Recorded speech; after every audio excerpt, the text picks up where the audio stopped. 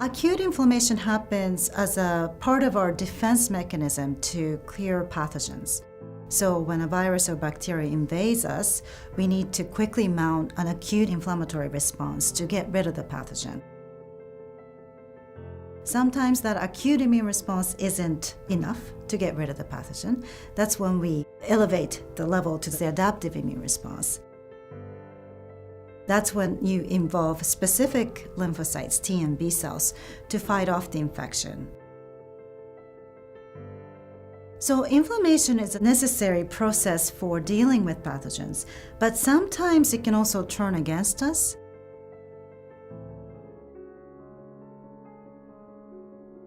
Chronic inflammation happens because the body fails to get rid of the cause of the inflammation, such as viruses and bacteria.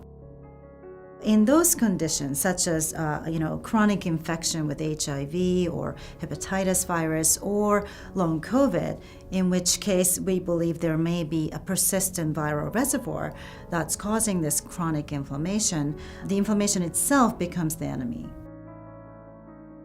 Even though inflammation evolved to counter pathogens, it's also engaged by other causes.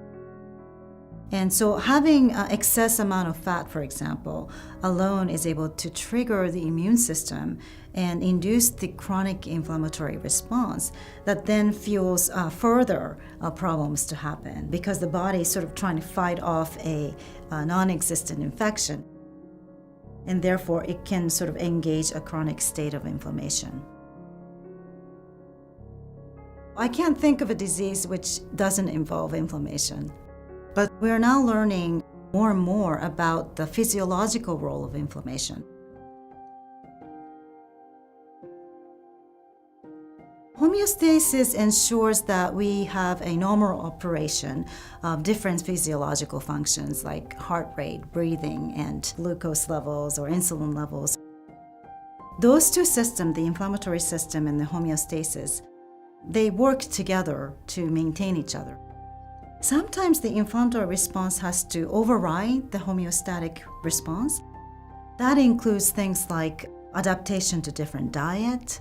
Immune cells are now known to be able to sense differences in dietary conditions and adapt the intestine for future absorption of nutrients.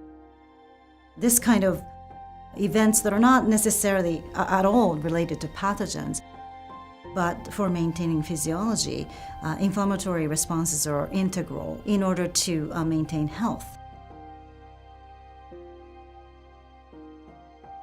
So molecular level understanding of inflammation is necessary to understand the logic by which these systems function. And also it provides the pharmaceutical target for future therapies of inflammatory diseases.